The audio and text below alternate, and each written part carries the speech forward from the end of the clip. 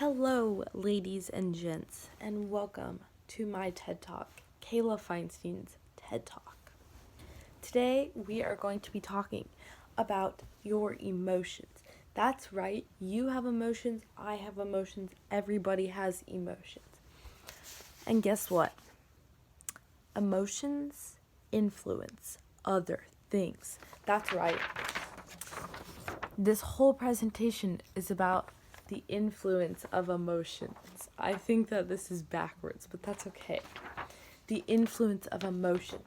There are multiple types of emotions. There is happy, sad, angry, fear, all of those emotions. Now, I once had an experience, a real life experience, where I got a bad grade on a math test. That happens a lot. And it was because I did not study at all, which also happens a lot.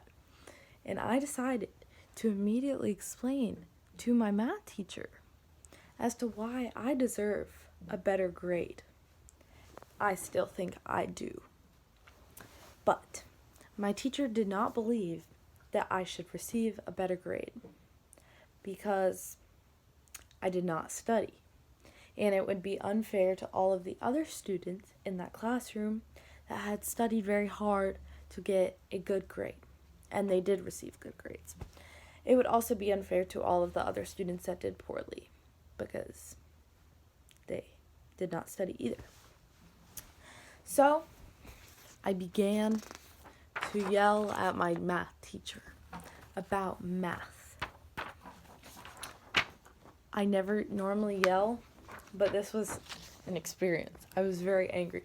I was experiencing the emotion of anger. And after that single experience, I decided that I did not like my math teacher anymore. Well, I did not like my math teacher anymore. And I did like that person before, but then I didn't after I got in an argument and I started yelling and she started yelling back.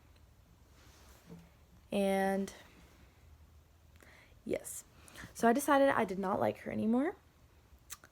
And my knowledge question is, how do emotions influence how we perceive things and one another? So clearly, my emotions, my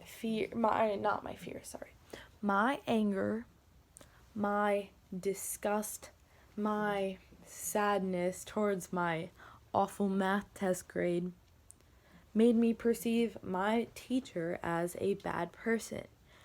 Because I decided that I did not like that person anymore. And this can be explained by our emotions. Because when our emotions are aroused, it is easy to stop listening to who we're arguing with and to start trading insults rather than reasons. This can be applied to anybody, including your mom, a policeman, your math teacher, anybody that you're arguing with. Whenever your emotions come out, you just begin to prove your point rather than listen to theirs and rather than making actual reasons. So my math teacher and we started to ignore the reasonings of the situation and continued to argue even though it was not going anywhere. But we did not realize that it wasn't going anywhere because our emotion of anger was aroused. And we were only trying to be right. That's all we were doing. So,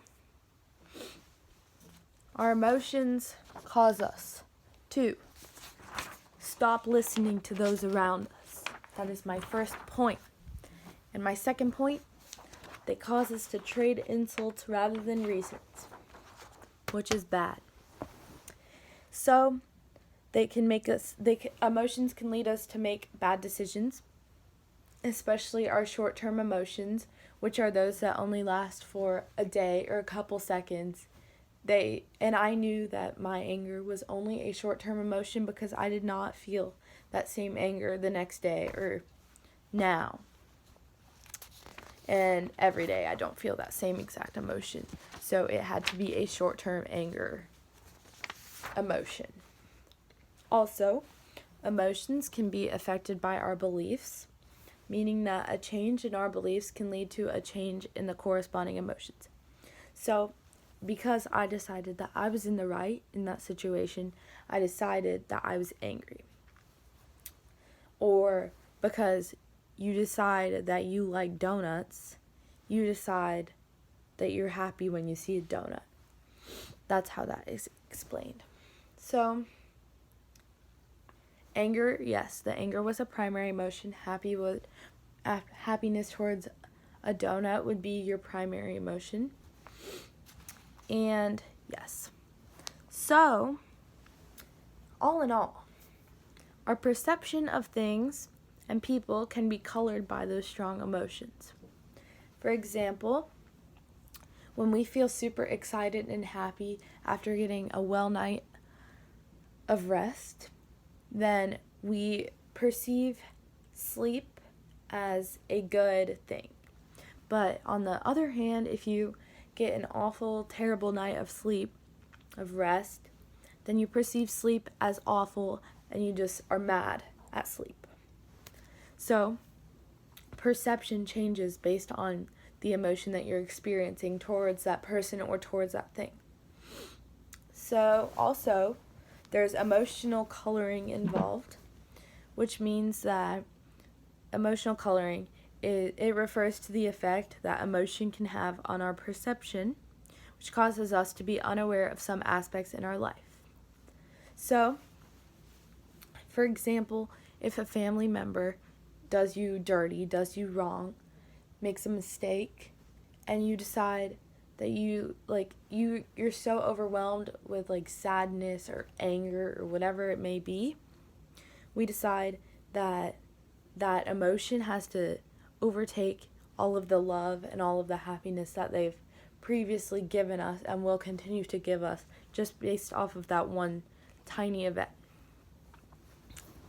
Also, reason can be negatively affected by our emotions and can prevent you from being open-minded. We choose normally in situations to ignore our reasonings when when we are dealing with a strong emotion. So, for example, when I was arguing with my math teacher, I decided to ignore all of the reasoning, and so did she, and just focus on the emotion rather than the reason. Yes. And there are also irrational emotions. So, irrational emotions are emotions that are in tension with our evaluate judgments. So, for example, if you fear going on a plane or skydiving or anything, despite it being safe, despite you knowing that it is safe, that would be your rational emotions. And our intuitions, so another way of knowing, which would be intuitions, we decide to trust our intuitions a lot in our lives, which intuition deals with emotion, because when you trust your gut feeling about your emotions, then you continue to spread your emotions and use your emotions to build your thoughts and your thoughts on your whatever you're arguing about or whatever you're feeling towards somebody else or towards a thing, how you're perceiving them. You're using your intuition to build your emotion to perceive them. And we use our past experiences to actually build up this intuition. And yes, so that makes us, our intuition makes us perceive people in a different manner. So, in conclusion, these emotions that we have negatively impact how we perceive the things and people around us, which is awful, that is bad.